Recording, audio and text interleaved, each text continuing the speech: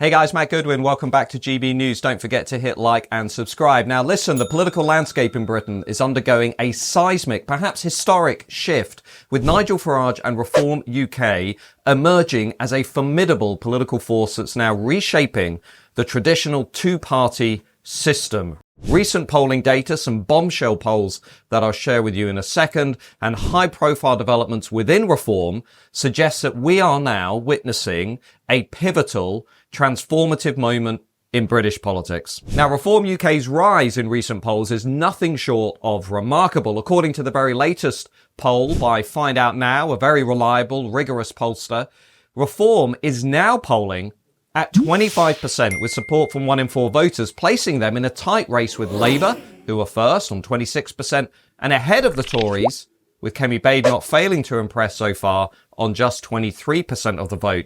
Now, this represents a significant surge from the 14% share that Reform polled at the 2024 general election only 5 months ago. What does it mean? Well, if those numbers were replicated at a general election, Reform would go from only 5 seats in the House of Commons today to closer to around 100 seats in Parliament. So this could be a complete game changer. Now, Nigel Farage, the charismatic leader of Reform UK, has emphasised the party's momentum in a recent letter to Reform supporters. He has said, "We're making headlines daily, and in some polls we're now ahead of Labour. In others, we're ahead of the Conservatives. What's clear is that 3 parties are polling in the 20s, and we're the one on the rise." And Farage is not wrong. What we are seeing, what we are witnessing at the moment, is a traditional two-party system morphing into a multi-party system, with Labour, the Conservatives and Reform now competing for votes. And this assertion is backed up by that Find Out Now poll, which shows that Reform UK's support has increased sharply over the last few months, rising from under 20% to 25% of the vote here in December 2024. And look into the detail too. Reform is now leading the Conservatives among everybody under the age of 65. They're more popular than the Conservatives among men, and they are taking about 1 in 5 people who voted for the Conservatives back at the general election in July. So it is clear that Nigel Farage's party, only 5 months on from that general election, is already morphing into a mainstream, serious political force.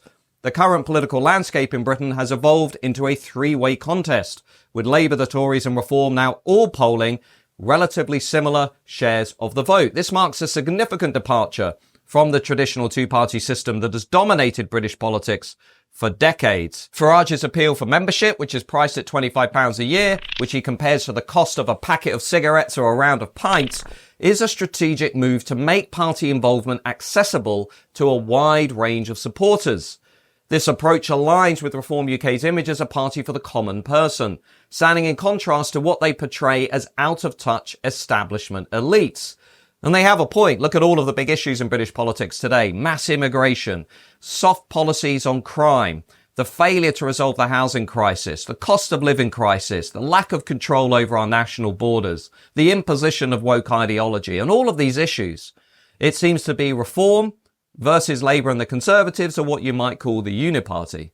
The surge in support for Reform UK comes at a time of significant political turbulence. Nigel Farage's letter to his supporters says, "The Tories have betrayed us. Labour offers no solutions." Now, this sentiment appears to resonate with a growing segment of the electorate, as evidenced by those recent opinion polls. The poll by Find Out Now shows a slight decline in Conservative support over recent weeks, despite having a new leader with Kemi Badenoch at the helm, dropping from 27% in November to 23% today.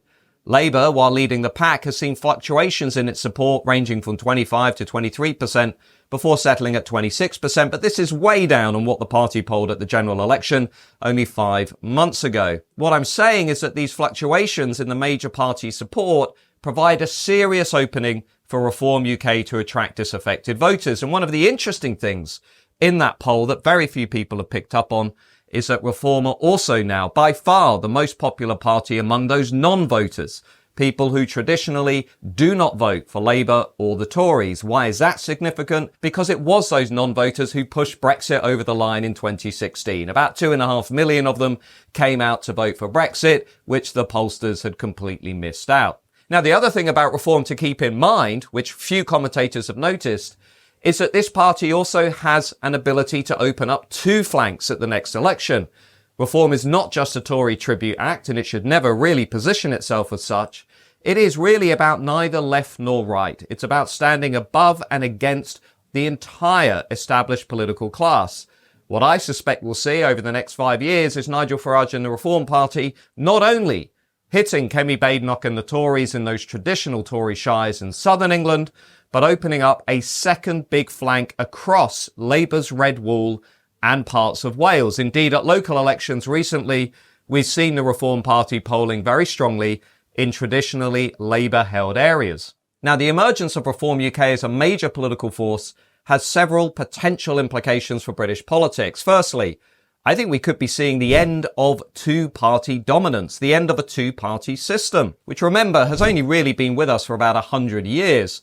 The traditional Labour-Conservative duopoly appears to be now under serious threat, potentially leading to more coalition governments or confidence and supply arrangements. Indeed, if you were to plug the latest polling numbers into a model, then it would suggest that we're heading for a messy hung parliament, a much more fragmented, volatile political climate than what we've been used to historically. Secondly, I think we could see some real and meaningful policy shifts. The major parties may well now be forced to adjust their policy offer to try and counter Reform's appeal. This potentially could lead to significant changes in areas such as immigration, economic policy, and Britain's relationship with the EU. What do Reform want to do? They want an immediate freeze on mass uncontrolled immigration. They want to leave the European Convention on Human Rights so they can better control the borders and deport foreign national offenders. And they want an end to the big tax, big regulation, big net zero economy that has left many people, especially those outside of London, feeling as though the system is not working for them. I think thirdly, the implications of Reform's rise could really matter when it comes to voter engagement. Reform UK's populist approach and its emphasis on grassroots support could lead to increased political engagement, especially among previously disillusioned voters and younger voters. Remember, Reform are outpolling the Tories among the under 65s, and Nigel Farage appears to have significant appeal among Zoomers and millennials on social media platforms like TikTok. And I think lastly, this could really drive calls for electoral reform to change the system. The rise of a strong third party may renew calls for electoral reform, as the current first-past-the-post two-party system is delivering significant discrepancies between the share of the vote for the parties and their number of seats in Parliament. Just look at the 2024 general election. The Lib Dems polled 3.5 million votes and were returned with 72 seats. Reform polled 4.1 million votes and were returned with just 5 MPs. In other words, the bigger Reform get, the more support they receive, the stronger those calls for electoral reform will become. Reform UK's surge in the polls, coupled with these high-profile endorsements and a strong grassroots strategy, signals a potentially transformative moment in British politics. As Nigel Farage has put it, together we can create a new future for Britain. Whether this new future will materialise remains to be seen, but what's clear is that Reform UK has established itself as a force to be reckoned with in the British political landscape. So as we move forward, all eyes now will be on how the traditional parties respond to this challenge and whether Reform UK can maintain its momentum. The coming months will be crucial in determining whether this three-way split in voter intentions is a temporary phenomenon or, as I've been predicting for much of the last decade, the beginning of a full-blown, permanent realignment of British politics. See you soon. Don't forget to hit like and subscribe. Goodwin.